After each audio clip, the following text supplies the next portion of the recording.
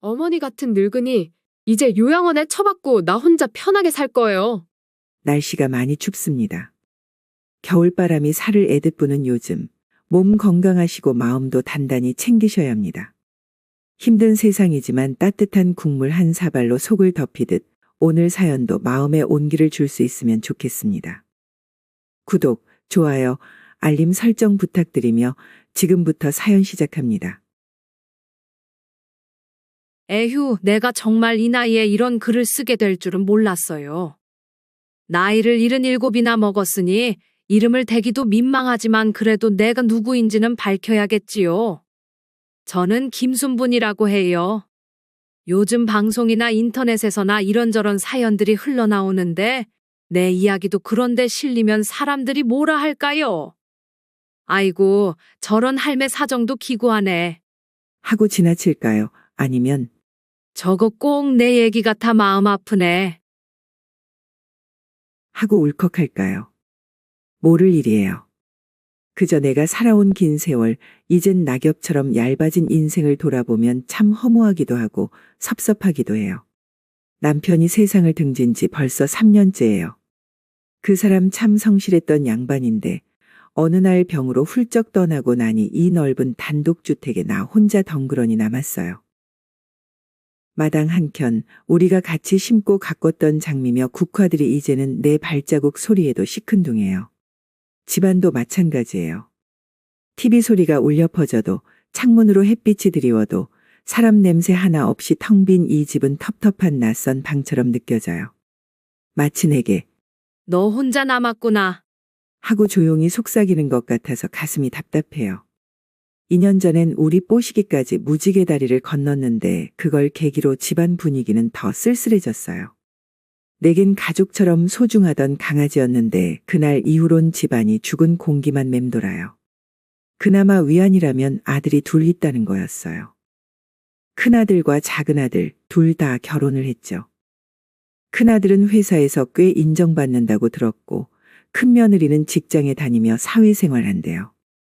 둘 다 바쁘게 산다니 내 입장에선 기특하기도 하고 살맛이 나겠지 싶어요. 작은아들은 아직 경제적으로 여유롭진 않다고 들었지만 자기 가정 꾸려가며 열심히 산다 해서 대견해요.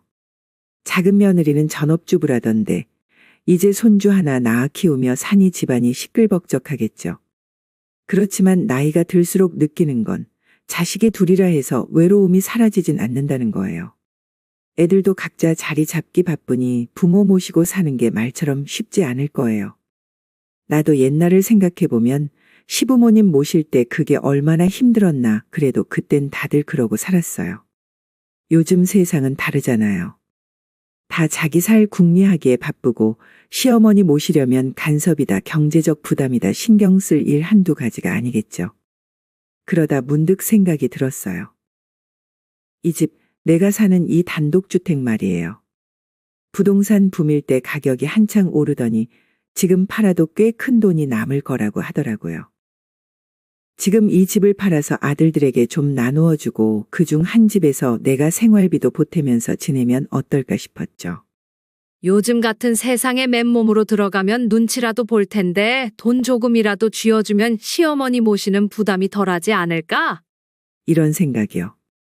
불효막심한 애들이라도 돈에 흔들리지 않을까 하는 참 서글픈 생각이지만 세상 인심이란 게 그런 거 아니겠어요. 겨울바람이 차갑게 불어오면서 혼자 지내는 시간이 더 힘들어졌어요. 문득문득 남편 생각나면 기둥 같은 사람이 무너진 집에 나 혼자 남겨진 기분이 들어요. 어떤 때는 차라리 요양원이라도 알아볼까? 하는 극단적인 생각도 해보지만 그래도 내 살아온 터전을 딛고 자식들 곁에서 마지막이라도 웃으며 살고 싶어요. 그래서 전화기를 들었죠. 큰아들네, 작은아들네 다 주말에 우리 집으로 오라고 했어요. 명분은 너희들 보고 싶다. 우리 식구들 모두 모여 밥 한번 같이 먹자. 이런 거였지만 사실 속내는 이 집을 처분하고 한쪽에 들어가 살겠다는 제안을 하려고요. 뭔가 마음이 조마조마했어요. 이걸 말하면 애들이 어떻게 반응할까? 아이고, 어머니 오시면 좋죠. 할지 아니면 눈치를 주면서 요즘 누가 시어머니 모셔요? 하고 투덜댈지 모르잖아요. 주말이 되었고 집안을 깨끗이 정돈하고 여러 가지 반찬도 준비했어요. 손목이 욱신거려서 힘들었지만 자식들 온다 생각에 기운을 냈어요. 상을 차리고 기다리는데 현관문 열리는 소리가 어찌나 반갑던지. 큰아들은 깔끔한 정장 차림으로 들어오고 큰며느리는 항상 빛나던 그 웃음으로 어머님, 안녕하세요. 라며 인사하네요. 작은아들은 좀 편한 복장이지만 스웨터 하나 걸치고 들어오며 엄마, 하고 반갑게 불러요. 작은 며느리는 손주와 함께 들어오는데 손주가 벌써 초등학생이라니 세월 참 빠르다 싶어요. 할머니야, 안녕하세요.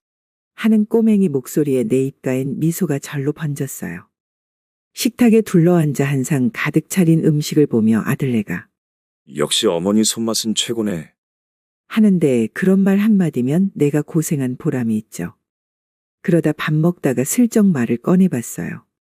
얘들아, 나 요즘 혼자 지내기 너무 힘들어서 그러는데 이 집을 팔고 너희들 중 한 집에 들어가 살까 하는 생각을 하고 있어. 그렇게 말하니 큰며느리가 젓가락을 내려놓고 조심스럽게 묻더라고요. 어머니, 그러면 이 집은 어떻게 하실 생각이세요? 내가 답했죠. 응, 집 팔아서 돈을 너희들에게 주고 싶어. 솔직히 시어머니 모시는 게 쉬운 일은 아니잖니. 그냥 빈손으로 들어가면 너희만 고생시킬 것 같아서 말이야. 그 말을 듣고 큰아들과 큰며느리는 서로 눈짓하며 생각하더니 고개를 끄덕였어요. 딱히 반대는 안 하는 듯해요. 근데 그때 작은 며느리가 중간에 끼어들어 어머니, 큰아주버님네는 둘 다 직장 다니고 애들도 다 컸으니 낮에는 어머니 혼자 계시게 되잖아요. 그러면 지금이랑 뭐가 달라요? 저희 집에 오시면 어떨까요? 저희 애는 아직 초등학생이라 학교 갔다 오면 와글와글하고 저도 집에 있으니 어머니 심심할 틈이 없을 거예요. 하고 말하는 거예요. 그러니 큰아들네보다 작은아들네 집이 더 활기 있을 것 같았죠. 그래서 조금 망설이다가 그래, 그러면 내가 작은 아들네 집으로 들어갈게. 하고 결정 내렸어요. 그 말에 큰아들네가 살짝 아쉬워하는 기색이 보였지만 당장 이 결정이 나쁜 건 아니잖아요. 작은아들네 전세 살고 있는데 내가 집 판 돈 일부를 주면 넓은 평수 아파트로 옮겨 편히 지낼 수 있으니 서로에게 이득이라고 생각했어요. 그때 작은아들이 흐뭇한 표정으로 말했죠. 엄마, 잘하셨어요. 저희랑 살면 손주 재롱도 보고 날마다 어머니랑 대화도 나누고 얼마나 좋겠어요. 작은 며느리도 따라 웃으며 네, 어머니. 저희 집에 오시면 제가 잘 모실게요. 라고 하길래 그때만 해도 역시 핏줄은 속일 수 없구나. 하고 마음 든든했어요. 그렇게 다들 식사를 마치고 차도 한 잔씩 마시며 대략적인 일정까지 잡았죠. 집을 처분하고 돈을 정리한 뒤 작은아들네와 함께 아파트를 알아보기로요. 그날 밤 부엌에서 혼자 설거지하며 나도 모르게 중얼거렸어요. 그래, 이제 너는 혼자가 아니야. 아들, 며느리, 손주까지 같이 사니 정신 없겠지만 그게 사람 사는 재미 아니겠냐. 마음이 뿌듯하고 또 조금 설레는 기분마저 들었어요. 예전처럼 가족들이 북적이는 집안이라면 내 말년이 얼마나 행복하겠어. 그러나 이때만 해도 나는 몰랐어요. 시간이 지나면서 작은 며느리가 돌변하고 내 팔이 부러지는 사고가 생기고 손주까지 다치는 일, 그리고 결국엔 내가 요양원으로 내쳐질 뻔한 비극이 찾아올 줄은 꿈에도 상상하지 못했죠. 그저 지금 이 순간 내 선택이 현명한 거라 믿으며 스스로를 다독일 뿐이었어요. 내가 마음먹은 대로 일은 착착 진행되었어요. 집을 부동산에 내놓았더니 생각보다 손쉽게 팔렸지 뭐예요. 그래도 나름 꽤 괜찮은 가격에 계약이 성사돼서 목돈이 손에 쥐어졌죠. 난 이 돈 중 상당 부분을 작은아들네에게 건네주었어요. 너희 전세 말고 이제 넓은 아파트 하나 잡아서 편히 살아라. 속으론 이제 내가 합가해서 지낼 테니 좁은 데서 부딪히며 살기보단 널찍한 데서 서로 편안히 지내면 좋지 않겠냐. 싶었어요. 작은아들 내외도 고마워하며 곧바로 집 알아보러 뛰어다녔고 얼마 안 있어 넓은 평수 아파트를 구했어요. 이삿날이 다가오니 마음이 참 복잡했어요. 남편과 한평생 정들었던 내 단독주택을 떠나야 하니까요. 마당 한 귀퉁이에 낡은 호미 하나, 문갑 서랍 안에 남편이 생전에 쓰던 은장도 하나. 오래된 추억들이 달라붙어 쉽게 떨어지지 않는 느낌이었죠. 그러나 이젠 감상에 젖을 틈도 없어요. 손주 얼굴 보며 살려면 이 결정을 해야 하고 나도 이제 외롭지 않게 살 날이 오겠지 싶었어요. 아침 햇살이 처마를 스치듯 나도 언젠가 새로운 보금자리에서 환한 얼굴로 웃을 수 있기를 바랐죠. 며칠 후 이삿짐 트럭을 불러 한창 짐을 옮겼어요. 힘들긴 했지만 작은 아들네가 부지런히 나서고 아파트 구석구석 살피며 배치도 맞추니 금세 그럴듯하게 꾸며졌어요. 아파트는 참 깔끔하고 따뜻해 보이더라고요. 방도 3개나 되고 거실이 훤히 트여 있어 햇빛이 잘 들어왔어요. 아람이라던가 손주가 이제 방 하나 차지하고 뛰어다니고 작은 며느리가 어머니, 여기 앉으세요. 제가 차 한 잔 타드릴게요. 하며 으슥한 목소리로 친절히 군다군요. 처음 며칠은 그럭저럭 나쁘지 않았어요. 아침엔 같이 밥 먹고 손주는 학교에 가고 작은 며느리는 간간히 시장도 보고 작은 아들은 회사에 출근하고 이 집 소파에 앉아 텔레비전만 켜놔도 그래도 숨결 느껴지는 집안 분위기가 좋았죠. 이제 정말 외롭지 않겠구나. 그렇게 안도했는데 슬슬 이상한 기운이 감돌기 시작했어요. 어느 날 작은 며느리가 다가와서 희쭉 웃으며 묻는 거예요. 어머니, 혹시 돈도 없으세요? 그 말이 너무 생뚱맞아서 내가 되묻기도 민망했죠. 아니, 내가 받은 돈이 얼만데 또 무슨 돈을 더 달라고 그러니? 그러자 작은 며느리가 웃음기를 쏙 빼고 대꾸하더라고요. 어머니, 요즘 살림살이 팍팍해서 그래요. 넓은 아파트로 왔으니 인테리어도 더 손봐야 하고 애 학원비에 생활비 생각보다 돈이 많이 나가네요. 나는 순간 당황했어요. 이미 충분히 큰 돈을 줬는데 또 달라니. 나도 먹고 살 돈 정도는 있어야지 다 털어줄 순 없지 않냐? 하고 웃어넘기려 했지만 그녀 표정이 묘하게 굳어지며 짜증스러운 기색이 감도는 걸 느꼈죠. 그날 이후 작은 며느리가 자꾸 내 곁을 맴돌며 은근슬쩍 돈 이야기를 꺼내는 횟수가 늘었어요. 나는 애써 못 들은 척하거나 지금 당장 필요하면 나중에 생각해보자. 라며 피했지만 점점 그녀 시선이 매섭게 바뀌어가는 게 느껴졌어요. 목소리도 차갑게 변하고 웃음 속에 깃든 날선 비수가 느껴진다고 할까요. 아들 앞에선 여전히 며느리가 싹싹한 척하지만 둘만 남으면 꼭 쏘아붙이듯 한마디씩 하더라고요. 그러다 얼마 뒤 내가 아파트 주변 마트에 장을 보러 가다가 겨울철 빙판길에 미끄러졌어요. 세월 앞에 장사 없다고 뼈가 약해졌는지 팔이 부러져서 깁스를 하고 돌아왔지 뭐예요. 병원에서 진료받고 돌아오니 작은 며느리가 한숨을 내쉬며 어머니, 저런 조심 좀 하시지? 이제 어쩌면 좋아요. 집안일도 제가 다 해야겠네요. 하는데 그 말투가 어찌나 못마땅한지. 내가 일부러 넘어진 것도 아니고 아픈 사람 앞에서 뭐 저런 소리를 하나 싶어 가슴이 무거워졌어요. 손주는 배고프면 간식 찾고 작은 며느리는 시장 다녀온다고 나가버리고 나는 깁스한 팔로 뭘 할 수도 없고 그래도 배고픈 손주가 컵라면 들고 만지작거리니 가만히 있을 순 없죠. 아이고, 우리 강아지. 컵라면 먹으면 키 안 큰다는데 할미가 국수라도 삶아줄까?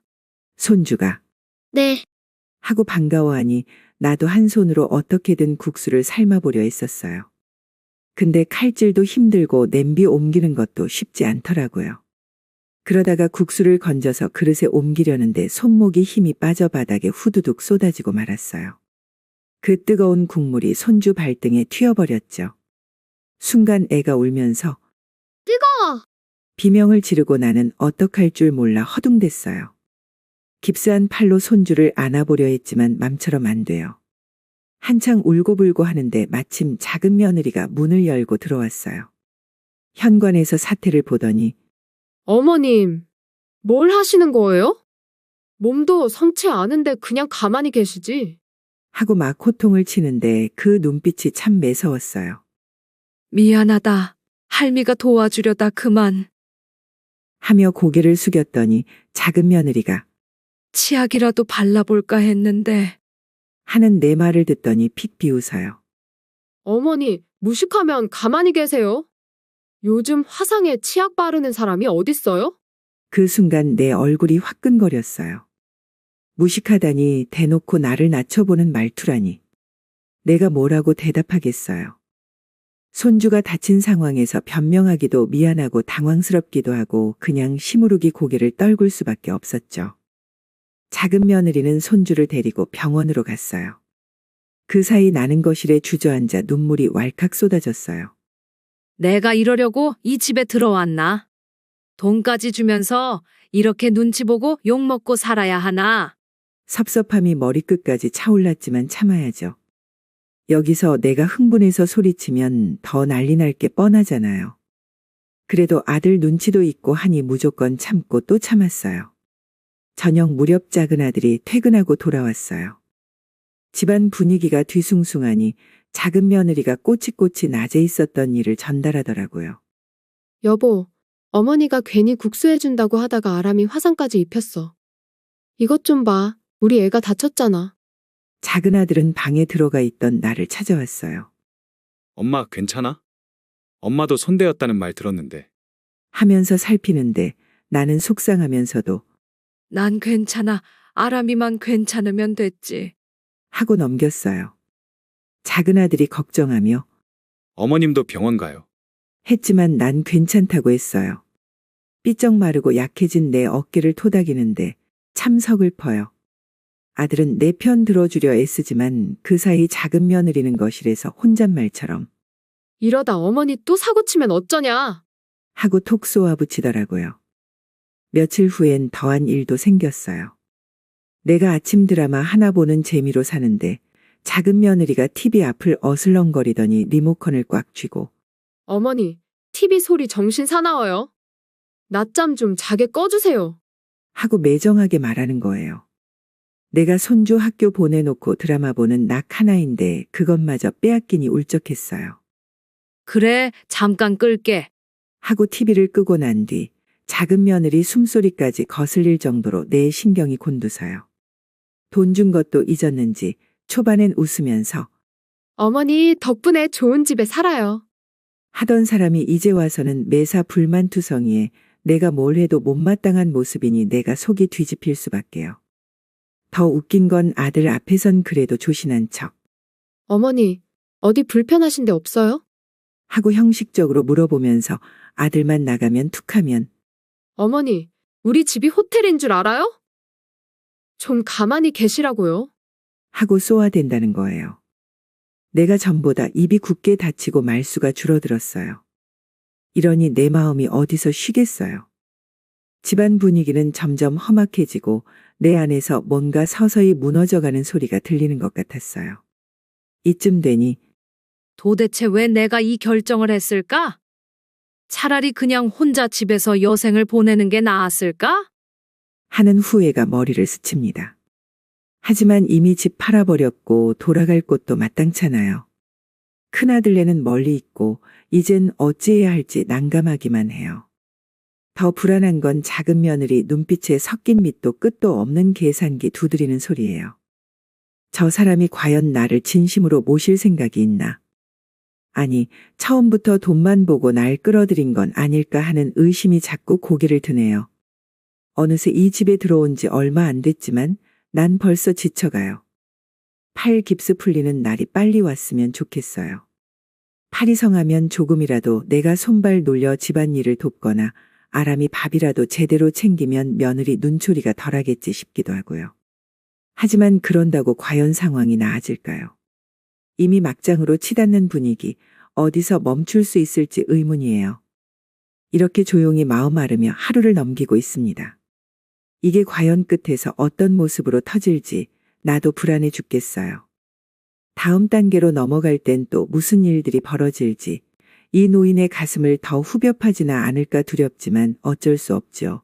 이제 막장 드라마가 제대로 시작되는 걸지도 모르겠네요. 그날 이후로 집안 돌아가는 꼴이 점점 불안해졌어요. 작은 며느리가 나를 대하는 태도가 갈수록 차가워지고 왠지 모를 속셈이 있는 듯한 눈빛을 자꾸 보내더라고요. 팔에 깁스를 하고 누워있던 어느 날 마음 한구석이 자꾸 불안해서 거실 쪽 소리에 귀를 기울였어요. 방문이 닫혀 있어 희미하게만 들렸는데도 뭔가 심상찮았죠. 나는 조용히 방문을 살짝 열어봤어요. 며느리가 나를 투명인간 보듯 하기에 혹시 내 얘기를 하는지 궁금했거든요. 거실에선 작은 며느리가 손가락을 만지작거리며 낮은 목소리로 아들에게 뭔가 간청하는 듯 했어요. 처음엔 잘 안 들렸는데 의자 끄는 소리, 헛기침 소리 같은 잔음들을 피해가며 귀를 쫑긋 세웠죠. 여보, 솔직히 말해서 어머니 지금 우리 집에 계시는 거 너무 힘들어요. 며느리가 떨리는 목소리로 말문을 열더니 이어서 우리 아파트 넓어진 건 좋지만 어머니 때문에 신경 쓸 일이 너무 많아요. 팔에 깁스하셨으니 집안일도 못 도와주시고 제가 밤낮으로 챙겨야 하잖아요. 하더군요. 가슴이 철렁 내려앉았어요. 들키면 안 된다는 생각에 더 숨을 죽였죠. 아들은 당황한 듯 헛기침을 하며 대답했어요. 그렇다고 어머니한테 그럴 순 없지. 지금 팔 다치신 지 얼마나 됐다고. 팔 나으면 다 괜찮아질 거 아니야. 큰아들이었으면 벌써 화를 냈겠지만 작은 아들은 차분히 대응하는 편이라 상황을 더 지켜봐야 했어요. 그런데 며느리는 물러서지 않았어요. 여보, 나 솔직히 이 상황 너무 스트레스 받아요. 아람이도 다쳤잖아요. 어머니는 자꾸 실수하시고 하루 종일 TV 드라마를 틀어놓으셔서 정신없고 이거 계속 가면 나 정말 신경병 날 것 같아. 며느리가 투덜대자 아들이 길게 한숨을 쉬는 소리가 들렸어요. 그거야 사고였잖아. 어머니도 미안해하셨을 텐데 왜 그렇게 몰아붙여? 그러자 며느리가 목소리를 낮추며 결정적인 말을 꺼냈어요. 여보, 차라리 어머니 요양원에 모시는 게 어때요? 그 말에 머리가 아찔해졌어요. 요양원. 이라니 이런 말을 하려고 빙빙 돌린 거였구나. 나는 심장이 덜컥 내려앉는 걸 참으며 더 조용히 귀를 기울였죠. 아들은 그 말에 버럭 화를 냈어요. 뭐라고? 지금 제정신이야? 어머니가 아직 건강하시고 팔만 나으면 문제 없을 텐데 무슨 요양원이야? 내가 이런 말 할 줄 몰랐어. 진짜. 우리 엄마야. 내 입장에선 남일일지 모르겠지만 나한텐 소중한 어머니라고. 며느리가 작게 한숨 쉬며 여보, 나 이해 못하는 건 아니야. 하지만 현실을 봐봐. 우리도 자기 생활이 있고 아이 양육도 해야 하고 어머니 모시느라 모든 게 엉켜버렸잖아. 하고 받으니 아들의 목소리가 떨릴 정도로 화가 난 듯했어요. 너 지금 너무하잖아. 어머니가 우릴 믿고 큰돈까지 주셨는데 어떻게 이렇게 배은망덕한 소리를 해. 내가 정말 실망이다. 그 순간 내 가슴 속에 답답했던 덩어리가 조금 풀리는 기분이었어요. 그래도 내 아들은 내 편을 들어주는구나 싶어 눈물이 핑 돌았죠. 아들이 며느리를 몰아붙이자 며느리는 말문이 막혔는지 조용해졌어요. 어머니가 무슨 죄가 있다고 지금 요양원 타령이야. 팔만 나으면 문제 없을 거고 돈도 그만큼 받았으면 당연히 모실 생각을 해야지. 문틈으로 살짝 엿보니 작은 며느리 얼굴이 잔뜩 굳어 있었어요. 눈동자가 흔들리며 복잡한 감정이 스쳐가는 듯했죠. 아들은 계속 몰아붙였어요. 내가 원해서 넓은 아파트로 오고 어머니 모시면 집이 활기찰 거라며 떠들었던 거잖아. 그런데 이제 와서 어머니를 짐처럼 대하다니 정말 실망이다. 잠시 정적이 흘렀어요. 며느리는 아무 말 못하고 숨만 몰아쉬고 아들은 이마를 짚으며 고개를 절레절레 흔들고 있었어요. 나도 긴장한 나머지 들키면 어쩌나 싶어 조용히 문에서 떨어졌죠. 그래도 아들이 내 편이라는 사실이 확인돼서 다행이라 생각하며 불안한 마음을 조금이나마 달랬어요. 그날 밤 아들이 내 방으로 들어왔어요. 문을 열고 들어서는 아들 얼굴에 미안함이 가득했어요. 엄마, 밖에 좀 소란이 있었는데 혹시 들으셨어요? 나는 들은 내색 않고 무슨 일 있었니? 라고 물었더니 아들이 주저하다가 그냥 며느리가 좀 불편하다고 투덜댔어. 신경 쓰지 마. 내가 잘 조정할게. 하더군요.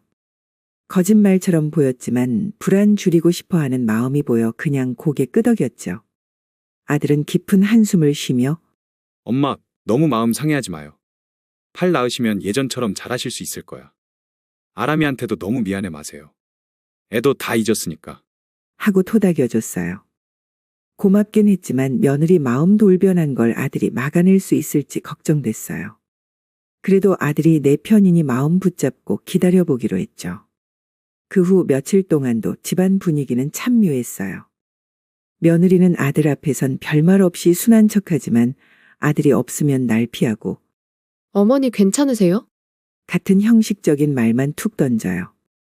차라리 대놓고 불만을 털어놓으면 속이라도 시원할 텐데 이젠 아들에게 들켰으니 내 앞에서 더 조심하는 척하는 것 같았어요.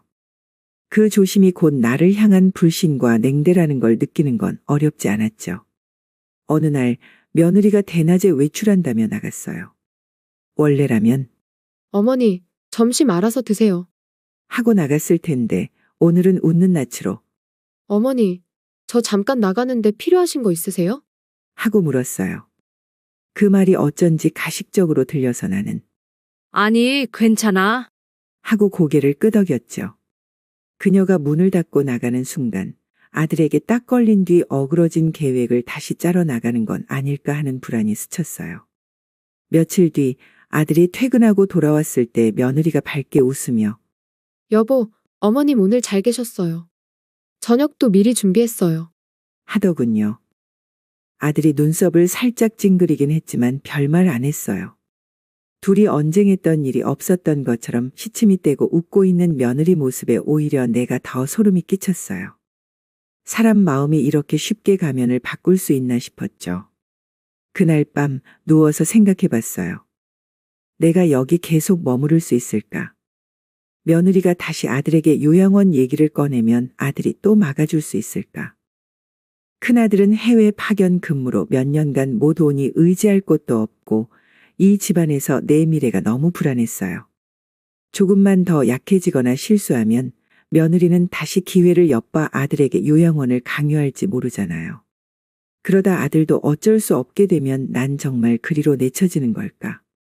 가뜩이나 깁스한 팔이 쑤시는데 마음까지 일이 어두워지니 이러다 병이라도 나겠다 싶었어요. 처음 합가할 땐 그저 설렘과 소소한 갈등 정도로 생각했는데 이젠 진짜 막장 싸움이 벌어질 분위기예요. 앞으로 무슨 일이 벌어질지 알 수 없으니 그냥 내일을 기다릴 수밖에요. 그날 아들은 야근이라 집에 늦는다 했고 손주는 학원에 가서 집안에 나와 작은 며느리 둘만 남았어요. 며칠 전부터 작은 며느리가 자꾸 어머니, 이번에 근교로 나가서 바람도 쐬고 만난 것도 먹으며 기분 전환 하실래요? 하고 제안하길래 처음엔 뜬금없다 싶었지만 혹시 마음을 돌렸나 하는 순진한 생각도 잠깐 했죠. 얼른 팔이 낫기도 했고 마냥 집안에만 있는 것보다 가족과 바깥나들이 하는 게 나쁘지 않다 싶었어요. 물론 지난 일들을 생각하면 마음 한켠 찜찜함이 떠나지 않았지만 그래도 내 나이에 더 이상 의심하고 싶지 않았어요. 오후쯤 작은 며느리가 방으로 들어와 씩 웃으며 어머니, 다 준비됐죠? 가방은 제가 챙겼고 차에도 먹을 것과 담요 준비했어요. 이제 떠나봐요. 하는데 그 웃음에 미묘한 긴장감이 서려 있었어요. 그래도 나는 그래, 가보자. 하고 마지못해 일어났죠. 설마 또 무슨 나쁜 짓을 할까 싶어도 별 수 있나 아들도 없는 집에서 그녀 말에 따르는 수밖에요. 집을 나서자 작은 며느리가 서둘러 차 문을 열어주며 어머니, 여기 타세요. 제가 편하게 모실게요. 하고 인위적인 웃음을 흘리는데 차가 출발하자마자 묘하게 외곽으로 빠져나가는 느낌이었어요.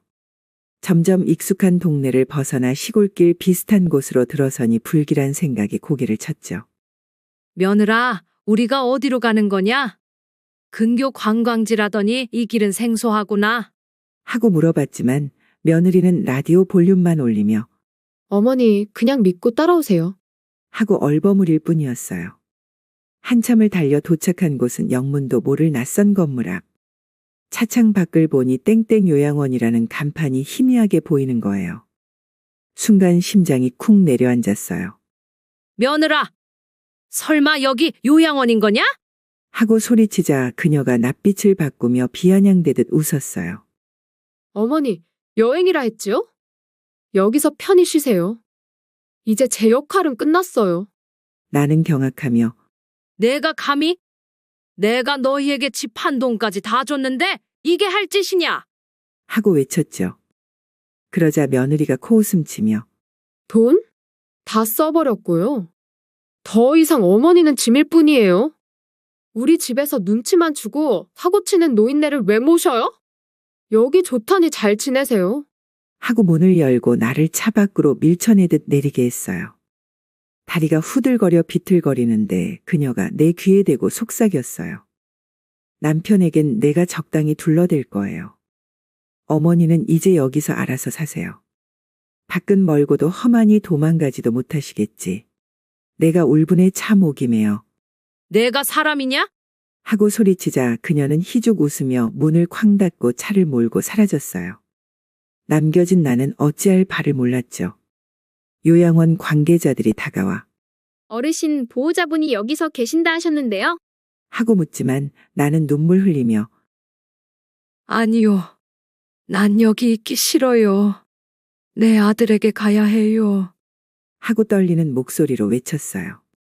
잠시 직원들이 당황해하는 틈을 타 나는 건물 뒤편으로 비틀거리며 빠져나왔어요. 팔이 아직 완전히 낫지 않아 아프고 숨도 가쁘지만 여기서 가만히 있다간 정말 버려지고 말겠죠. 억지로 다리를 움직여 작은 길을 따라 무작정 달렸어요. 한참을 걷고 또 걷다 보니 버스 정류장 비슷한 곳이 보였어요.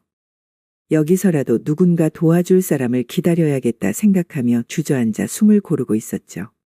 그 시각 집으로 돌아온 작은 아들은 현관에서 어머니 모습을 찾았지만 보이지 않자 며느리에게 물었어요. 여보, 어머니 어디 가셨어? 며느리는 능청스럽게 글쎄요. 어머니가 친척분 댁 간다고 하셨는데 혼자 나가시더라고요. 하고 둘러대요. 아들이 이상하게 생각했죠. 어머니가 어디 가신다면 본인에게도 말했을 텐데 아무 말이 없었으니까요. 혼자서 친척집을? 이상하네. 하고 고개를 갸웃하는데 며느리가 못마땅한 표정으로 내가 무슨 일일이 간섭할 건가요? 하고 곤란한 척하니 아들은 점점 수상함을 느끼며 휴대폰을 꺼냈어요.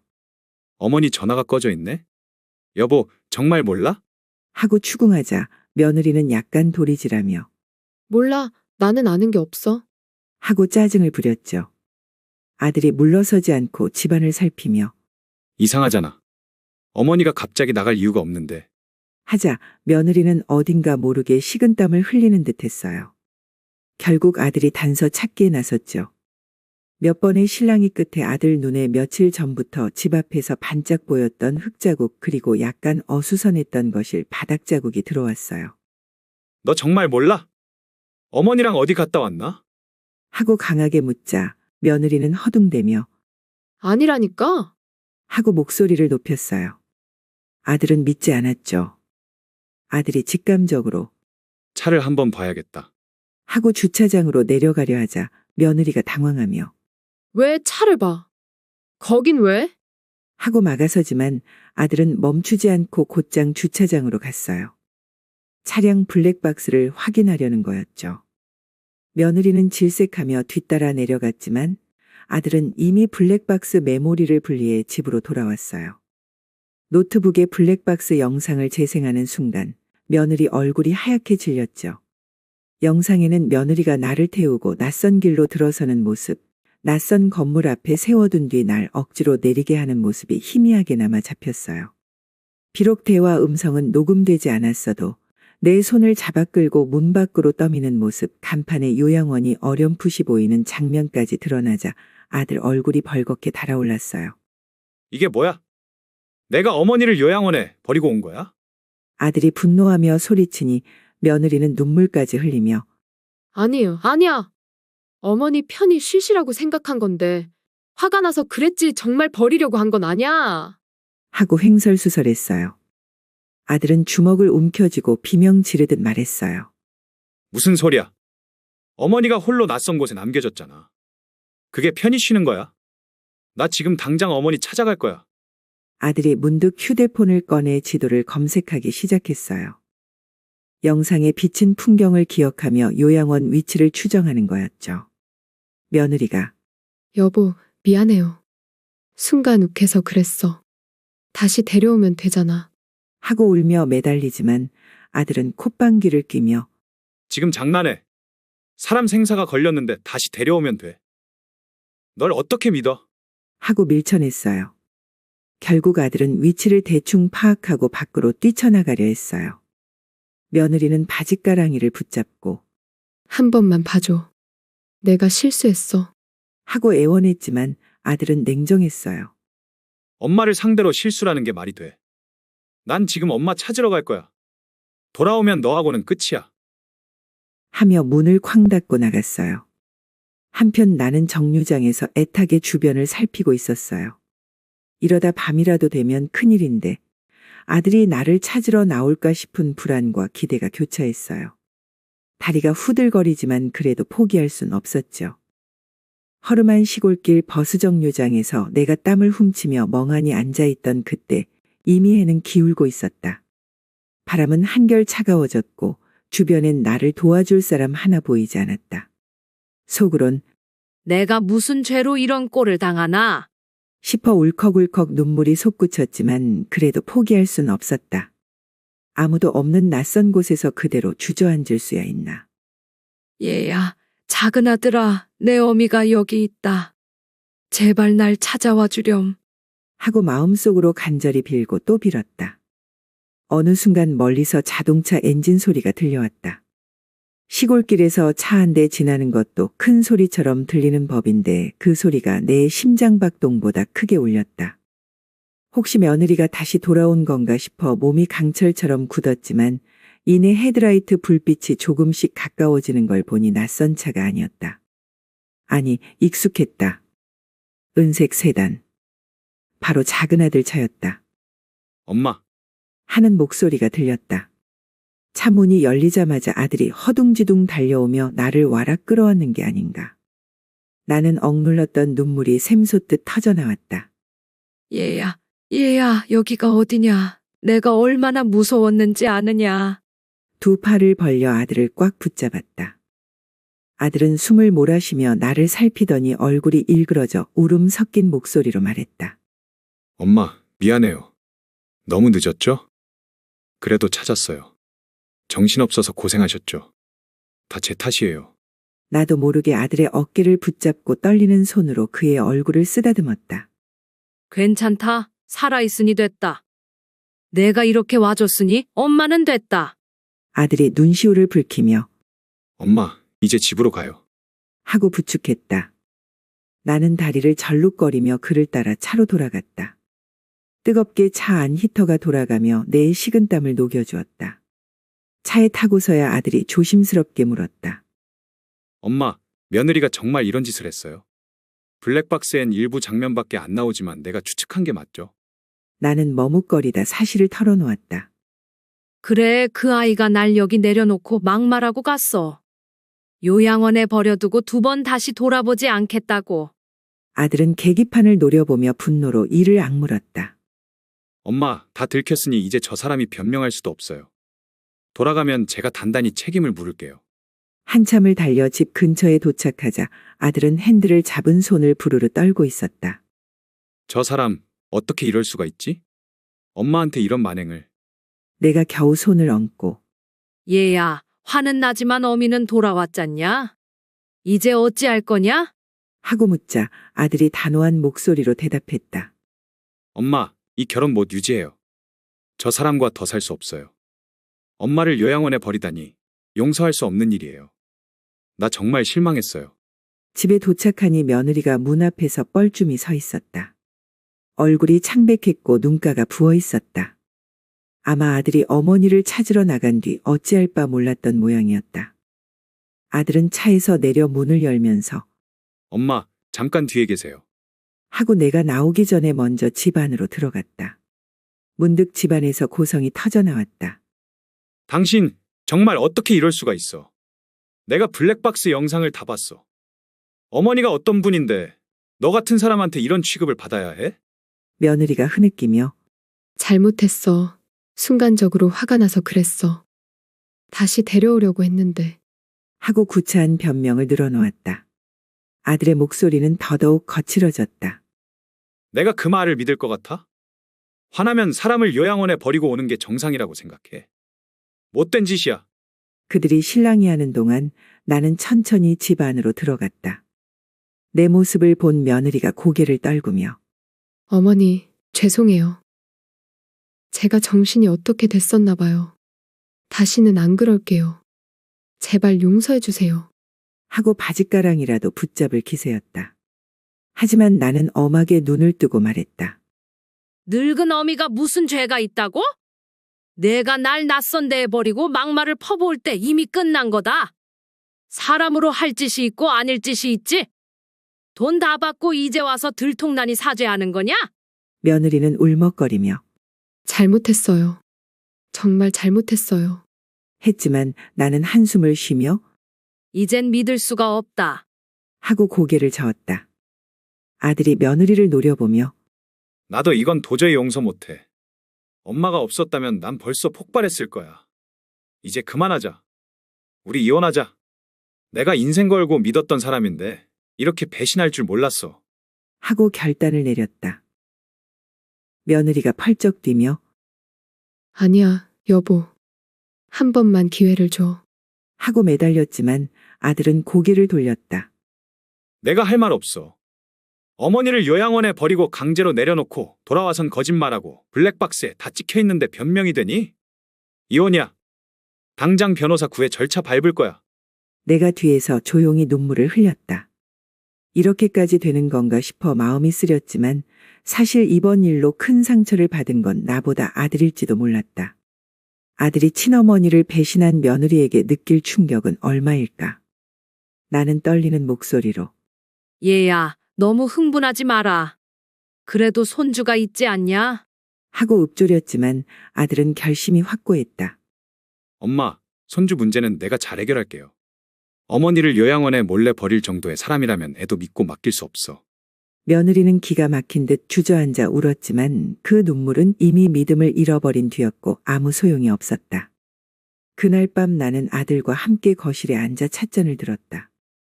아들은 침통한 표정으로 엄마, 내가 엄마한테 한 약속 지킬게요. 엄마 편히 지내실 수 있도록 내가 열심히 일할 거야. 그리고 이런 일 다시 없도록 할게요. 하고 말했어요.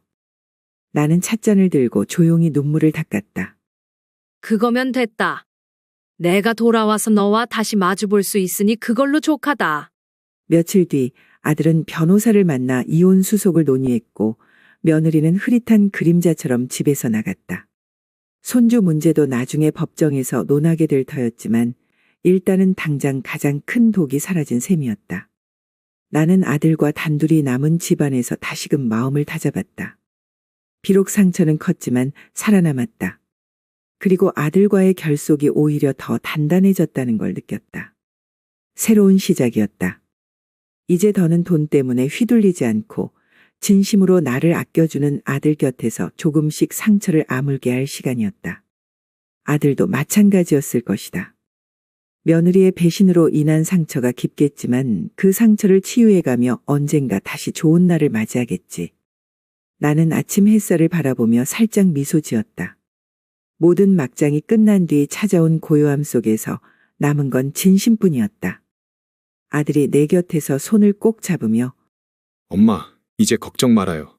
하고 다짐할 때 내 마음속에 조용한 평화가 찾아왔다.